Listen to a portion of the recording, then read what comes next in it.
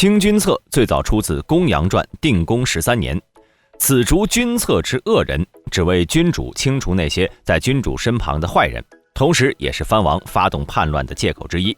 比如在西汉汉景帝时期，御史大夫向汉景帝上书削藩，各国为了保住自己的实力，便联合以诛晁错、清君侧之名发动叛乱。唐朝的安禄山、明朝的朱棣也都是用以清君侧的名义。而在1936年的日本也发生过一次所谓的清君侧的事件。本期视频我们就来一起了解一下日本的226事件。如果喜欢本期视频的话，求观众老爷们点一个小小的赞。这就开始我们本期视频。源自于美国的经济大萧条席卷了全世界，日本陷入严重的经济危机，工业生产降低30%到70%，几十万工人失业。日本的农民也不好受，失业人数高达300万人以上。农民同时负债累累，负债金额从1929年开始的40亿元增加到1931年的60亿元。严重的经济危机加深了政治危机，不光日本国内阶级矛盾尖锐，国外殖民地矛盾也十分尖锐。日本的统治阶级希望以扩大军阀势力，对内加强削弱和镇压，对外加快侵略战争。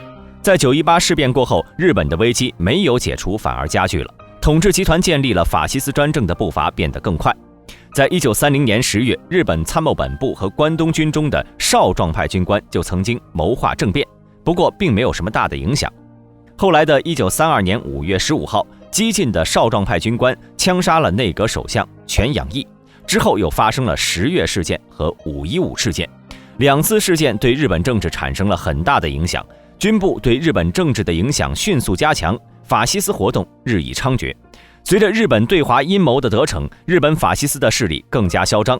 为了扩大对外侵略，国内加紧强化战争体制，当时的日本十分盛行非常时期的说法，方便把更多的日本民众往战场上赶，这些就能解决很多事情。在如何建立军服法西斯独裁统治的问题上，日本法西斯军人分成了皇道派和统治派。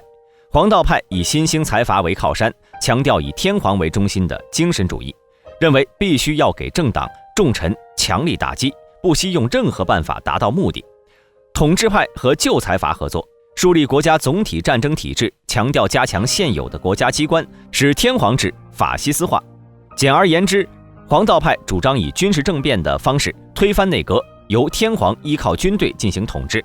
统治派是稳固军部现有的地位，扩大对外扩张，建立军部控制的法西斯政权。皇道派攻击统治派是财阀的走狗，应该打倒。统治派企图镇压皇道派，加强自身对军队的控制。在1943年，皇道派军官策划军事政变未遂，因证据不足，统治派无法起诉。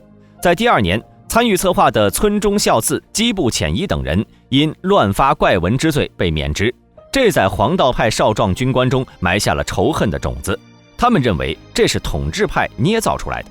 后面在青年派军官中很有威望的真崎慎三郎被罢免，他们怀疑是永田铁山策划的。1935年8月12号，皇道派军官相泽三郎闯入了永田铁山的办公室，杀了统治派核心人物，两派的矛盾更加激烈。1936年，皇道派的势力之一东京驻军第1师团被秘密派到中国东北，他们认为这是调虎离山。当时日本国内的形势对法西斯也是极为不利的。在2月份的议会选举中，法西斯组织全部遭到重创，他们在议会中就得到了5个席位。反战反法西斯的社会大众党获得了18个席位，其他各党派在议会中都比法西斯党派席位多。大选表明法西斯军人的冒险政策遭到了各日本民众的强烈反对。面对如此严重的形势，军队的刑期将至，皇道派军官决定起事，建立真崎慎三郎为首的法西斯独裁政权。1936年2月26号，皇道派军官以昭和维新为目的，发动武装叛乱。凌晨5时，中村孝次等少壮军官率领东京驻军步兵第1师团的第1、第3联队、近卫师团第3联队和野战重炮兵第3联队的1473名官兵，分兵袭击了首相府邸、内大臣司邸、教育总监司邸、警视厅、朝日新闻社和其他大臣在东京所住的旅馆。其中冈田启介首相侥幸逃出，但他的妹夫和私人秘书等人都被杀害。内大臣斋藤实、藏相高桥世清陆军教育总监渡边定太郎等人也被杀害。天皇的侍从铃木贯太郎身负重伤，但是活了下来。叛乱部队迅速占领了东京的政治活动中心，并且切断了交通线路。他们还拟定了奋起去意书，让各报社发表。26号早晨6点，叛乱部队的代表会见了川岛义之录像，并宣读了奋起去意书。其核心内容是诛戮破坏国体之不义逆臣，铲除遮蔽皇威，组织维新之奸臣。他们还要求川岛义之赶快把他们的请求禀报圣上，仰待圣上之裁断。还要求川岛义之把统治派和反黄道派的将军扣留。当时的军事参议官真崎慎三郎和荒木贞夫都站在了叛乱者一边，称颂叛乱部队为维新部队。真崎慎三郎等人起草的文件中说，关于起事的宗旨将上奏天皇，承认各位行动之真意，基于显现国体之深情。在此期间，日本内阁是一片混乱。日本统治集团在缓解叛乱部队的情绪后，便做出了对叛乱部队进行讨伐的决定。叛乱部队在行动中只见过大臣们，从来没人直达天听。昭和天皇因为部队叛乱和亲信被杀，感到了极大的震惊和愤怒。他曾言：“将朕最信赖之老臣悉数杀害，如同把绞索套在朕之颈上一样。”他对镇压叛乱的态度十分坚决。每隔20-30分钟就召见一次侍从武官，要求他去敦促尽快平息叛乱。在东京海军从一开始就对叛乱部队极为仇恨，并不是因为大臣被杀，他们主要担心陆军马路在掌权之后，陆军会一家独大，那海军以后不得比陆军低一头。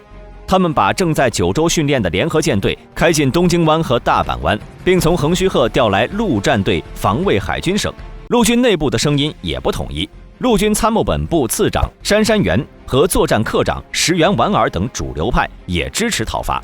27号上午9点，杉山元进攻面圣，得到天皇的命令，戒严司令官务必占领三宅坂附近，迫使军官以下等迅速撤离，回归各所属师团管辖之下。听到圣旨的叛乱军官陷入混乱状态，抵抗呢还是投降，摇摆不定。最后他们决定拼死一搏。28号下午5点30分，戒严司令官香追浩平向第一师团和近卫师团下令，叛乱部队终于不服圣上之命，故坚决采取武力以恢复治安。他调集仙台的第2师团和宇都宫的第15师团来到东京。29号，戒严司令部出动了24000多名官兵，包围叛乱部队驻地，用多种办法告知叛乱部队，法上放下武器投降，任何抵抗者都将被视为逆贼，格杀无论。那些不了解这件事情意图的士兵们，在天皇敕令的号召下投降。下午2点，组织叛乱的军官除了中野四郎自杀外，全部被捕。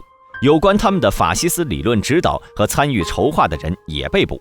他们本来希望在公开审判的法庭上再攻击统治派，统治派控制的陆军直接就把重要的几个人判处死刑了，其他60名少壮军人被判处有期徒刑。而真崎慎三郎和荒木贞夫2人则是活得好好的。虽然他们起草了谋反诏书，但是2人基本上都是口头上的。